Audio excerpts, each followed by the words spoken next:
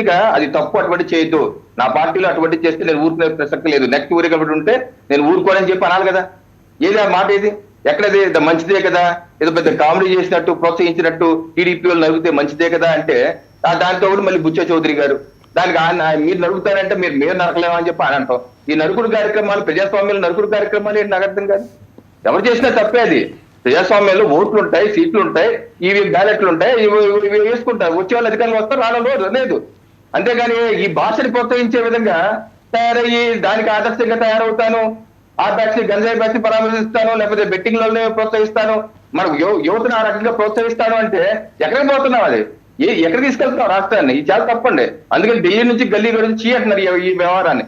తప్పనిసరిగా ప్రజాస్వామ్యం హర్షించారు వాసుదేవన్ గారు. బాలగారు సార్, ఒకటి ఇప్పుడు మనం గమనించుకుంటే, ఇప్పుడు ఆయన అవునా, ఓకే, గుంటూరు మిర్చి యార్డ్ దగ్గర నుంచి తీసుకున్నా కూడా ప్రతి ఒక్కరు ఏం చేస్తున్నారు, ఇప్పుడు వాళ్ళ ప్రాబ్లం ఏంటంటే గవర్నమెంట్కి పేమెంట్ ఇస్తే తప్ప రావట్లేదు. మన కడపలో వాళ్ళు మహాసభ పెట్టారు.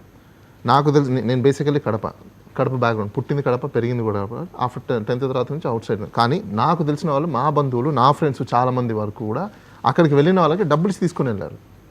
సో వాళ్ళ ప్రాబ్లం ఏంటంటే ఇప్పుడు టీడీపీకి జనాలు మాకు రావట్లేదు, వాళ్ళకి వస్తున్నారు. సో దానివల్ల వాళ్ళు ఏం చేస్తున్నారంటే వాళ్ళేమి ఇవ్వట్లేదు, ఫ్రీ ఆఫ్ కాస్ట్ వచ్చేస్తున్నారు.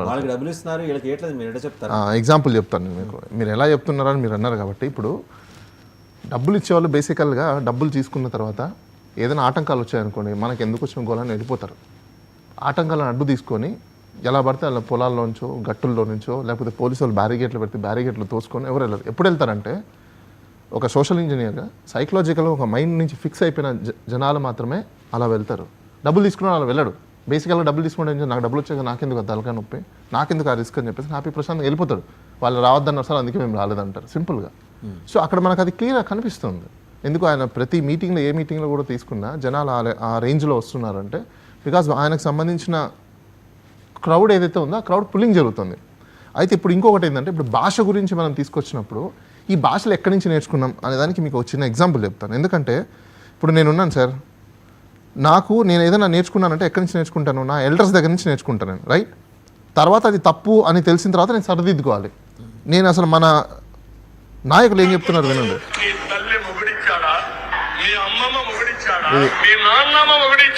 జగన్ రెడ్డి గారు బహిరంగ సభలు చూశాక ఇంత లేఖనా కొడుక, ఇంత అలగానా కొడుక, ఇంత నీచపు నికృష్టం ఉంటా కొడుక మన ఆంధ్రప్రదేశ్ రాష్ట్రానికి ముఖ్యమంత్రి అయింది. నాకు ముఖ్యమంత్రి వాళ్ళ అమ్మమ్మ కూడా ఎవరు గుర్తురాడు. జగన్ ఎంత, జగన్ బతుకెంత.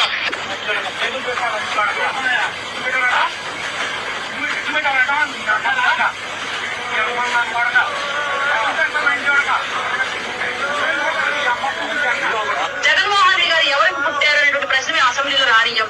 జగన్మోహన్ రెడ్డి గారి పిల్లలు ఎవరికి పుట్టారనే ప్రశ్న మేము అసెంబ్లీలో రానియం. జగన్మోహన్ రెడ్డి గారికి భార్యలు ఎంతమంది ఉన్నారు, భార్య ఏతర సంబంధాలు ఎన్ని ఉన్నాయి, ఎన్ని ప్యాలెస్లు ఉన్నాయి.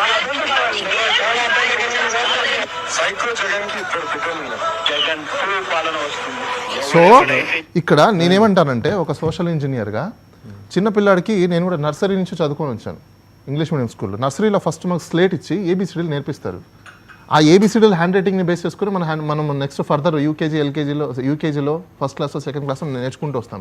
మన రాజకీయ నాయకులు ఎలా ఉన్నారు ఇక్కడ, మనకి ఏం నేర్పిస్తున్నారు రాజకీయ నాయకులు? ఫస్ట్ ఎవరు మారాలి, సమాజం మారాలి, సమాజం బాగుపడాలి అంటే ఇప్పుడు జగన్మోహన్ రెడ్డి గారిని తీసుకున్నా, జగన్మోహన్ రెడ్డి గారు చంద్రబాబు నాయుడుతో పోల్చుకుంటే ఆయన కొడుకు ఏజ్, తప్పులు చేసేది ఫస్ట్ ఎవరు? ఫాదర్ అంటే ఎవరు? ఫాదర్ ఏజ్లో ఉన్నవాళ్ళు. ఇప్పుడు ఫాదర్ ఏజ్లో ఎవరున్నారు? చంద్రబాబు నాయుడు గారు.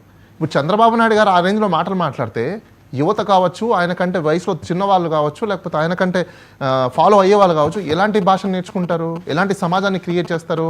అసలు పాలిటిక్స్ అంటే అర్థాలు తెలుసా వీళ్ళకి, లీడర్స్కి చాలామందికి? డొమెస్టిక్ లైఫ్లో నుంచి వచ్చేదే పాలిటిక్స్.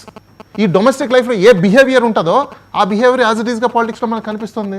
వాళ్ళకేం కొత్తగా ఎక్కడి నుంచో పుట్టుకురాదు కదా, లాంగ్వేజ్ కానీ, మైండ్ సెట్ కానీ, లేకపోతే సోషల్ మైండ్ కాజ్ కానీ రాదు. ఎందుకు? మీరు అది నేర్పిస్తున్నారు సమాజంలో. ఫస్ట్ ఈ కేసులన్నీ ఎవరి మీద పెట్టాలి తెలుసా? దమ్ముంటే, నేను ఈ గవర్నమెంట్ని ప్రశ్నిస్తున్నా, అప్పీల్ చేస్తున్నా, మీకు దమ్ముంటే ఫస్ట్ ఆఫ్ ఆల్ మీ మీద మీరు కేసులు పెట్టుకోండి, మీరు మాట్లాడిన భాషల మీద కేసులు పెట్టుకోండి గతంలో. లేదంటే బహిరంగంగా వచ్చి ఎస్ మేము పలానా టైంలో తప్పు చేశాం, ఇలాంటి భాష మేము మాట్లాడాం, ప్రజలకందరికీ మమ్మల్ని క్షమించండి అని అడగండి. అప్పుడు ప్రజలు మిమ్మల్ని నిజంగా. విజయకిరణ్ గారు మాట్లాడండి. విజయకిరణ్ గారు కూడా జాయిన్ అయ్యారు, టీడీపీ అధికార ప్రతినిధి. విజయకిరణ్ గారు, మనం గుంటూరు మిర్చి యార్డ్ నుంచి పల్నాడు దాకా అండి జరిగిన డెవలప్మెంట్స్ అన్ని, విజయకిరణ్ గారు వీటన్నిటి మీద ఏంటంటే కేంద్రం నిశ్చితంగా గమనిస్తోంది. ఏంటి ఈ డెవలప్మెంట్స్? ఎక్కడి నుంచి వస్తున్నారు ఈ జనం?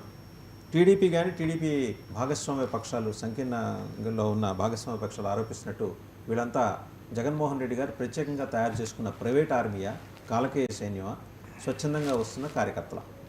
ఇదండి అదంతా కూడా అసెస్మెంట్ చేయించుకుంటుంది, ఎడ్యుకేషన్ చేయించుకుంటుంది ఇంటెలిజెన్స్ ద్వారా. ఎందుకు వస్తున్నారు వేలం వెర్రి వేసినట్టు? వచ్చి మాట్లాడితే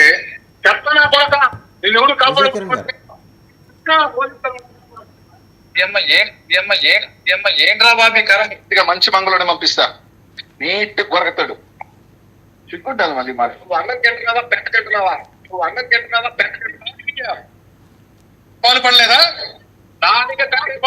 సరే, అవన్నీ మనం రోజు చూసేవే కానీ మీరు అది చూపించాల్సి వచ్చిందంటే, ఇప్పుడు మీ పక్కన ఉన్న వైసీపీ సంబంధించిన అంటే ఏదో మీడియేటర్ ఏదో చెప్తాడు కదా, ఆయన చూపించిన దానికి ఎవరు ఏంటనే చెప్తున్నా, ఎవరు ఇక్కడ నాకు అందరి పార్టీలో నేను కన్సల్టింగ్ చేస్తాను, ఏ పార్టీ వైసీపీలే కానీ సరే ఏమైనా చెప్పుకోవచ్చు సార్, ఆయన ఇష్టం. నాకు దాని గురించి నాకు అభ్యంతరం లేదు, ఆయన ఎక్కడన్నా కాకపోయినా. అంతే అంతే, అంటే వీళ్ళకి ఏది నచ్చకపోయినా అందరికి అబాండాలు వేయడం తప్ప ఏం లేదు. అక్కడ నీట్ గా మీ ఐడి కార్డు చూపిస్తారు.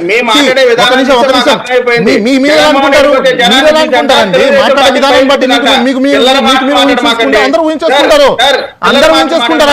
ఇప్పుడు క్లియర్ గా ఇక్కడ వీడియో చూపిస్తున్నారు. మీరే మీకు ఇంకో విషయం తెలుసా, ఈ రోజు ఆంధ్రప్రదేశ్ లో అరాచకం సృష్టించేది మీరు ముసుగులో వాళ్ళ జెండాలు వేసుకొని, మీ కార్యకర్త ఒక అతను ఉంటాడు, అతని పేరు సీమరాజా, హైదరాబాద్ లో ఉంటాడు, నాకు తెలిసి ఎక్కడ ఉంటాడు కూడా.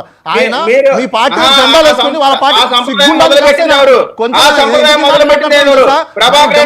మాట్లాడేటప్పుడు ఆలోచించాలి. ఒకరికి వేలెత్తి చూసుకోవాలి.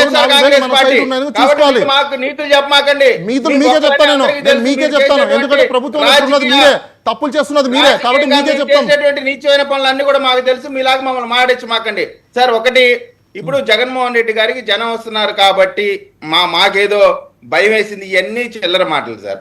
జగన్మోహన్ రెడ్డి గారే కాదు, ఏ రాజకీయ పార్టీకి కూడా ఒక క్యాడర్ బేస్ ఉంటది. అందులో ఆయన గతంలో 5 సంవత్సరాలు ముఖ్యమంత్రిగా చేశారు, ఆయనకి కూడా కొంత వేసిందని ఎవరు అనలేదే, మీరు సమంగా లేదు, నేను ఆ మాట ప్రస్తావనే చేయలేదే. సార్ మీ పక్కన ఉన్న అతను అన్నాడు కాబట్టి చెప్తున్నాను సార్. ఆయన జనం ఉన్నారు, జనం వస్తున్నారని, ఈ ప్రభుత్వానికి జనం రారు కాబట్టి వాళ్ళ జనాన్ని చూసి మాకు భయం వేసిందని చెప్తున్నాడు కాబట్టి చెప్తున్నా. ఆయన సంగతి వదిలేసేయండి, మీరు అడిగే వాటికి ఆయన మాట్లాడండి. రైట్, విజయకరణ్ గారు మీరు మాట్లాడండి సార్. సార్ ఇప్పుడు మిర్చియాటి దగ్గర జనం వచ్చినా లేదు ఇంకో దగ్గర వచ్చినా, జగన్మోహన్ రెడ్డి గారి పార్టీకి ఒక క్యాడర్ ఉంటుంది, దాన్ని ఎవరు కాదనలేరు. వాళ్ళ క్యాడర్కి సంబంధించిన మీరు చూశారు చాలా మంది. మేము ఇక్కడ జరిగేటప్పుడు ఏది మన మిర్చియాటి దగ్గర జరిగేటప్పుడు మేము వేరే వేరే జిల్లాల నుంచి కూడా మేము వచ్చాము, మాకు జగన్మోహన్ రెడ్డి గారి అభిమానం అని చెప్పారు. లేదు రెంటాలు వెళ్ళినప్పుడు కూడా వేరే ప్రాంతం నుంచి వచ్చాము, గుంటూరు నుంచి వెళ్ళారు, అనేక ప్రాంతాల నుంచి వెళ్ళారు. ఇప్పుడు జనం రావటం, జనాల్ని పోగు చేసుకోవటం ఇదంతా పెద్ద మ్యాటర్ కాదు. మనం వెళ్ళేటువంటి సందర్భంగా మనం ఏ విధమైనటువంటి మెసేజ్ ఇస్తూ వెళ్తున్నాం. ఇప్పుడు రాజారెడ్డి గారి రాజ్యాంగం పల్నాడు నుంచే మొదలైద్ది. రాజ్యాంగం అందరికి ముందు మొదలు పెట్టారు కదా, మీరు మొదలు పెట్టారు కాబట్టే, మీ రాజారెడ్డి రాజ్యాంగం చూపించారు కాబట్టే, రపా కోసారు కాబట్టే ప్రజలు మిమ్మల్ని కోసి 11 కూర్చోబెట్టారు. మీరు ఆ విషయాన్ని కూడా మర్చిపోకూడదు. కాబట్టి ఈ ప్రజాస్వామ్యంలో రపా కొయ్యటాలు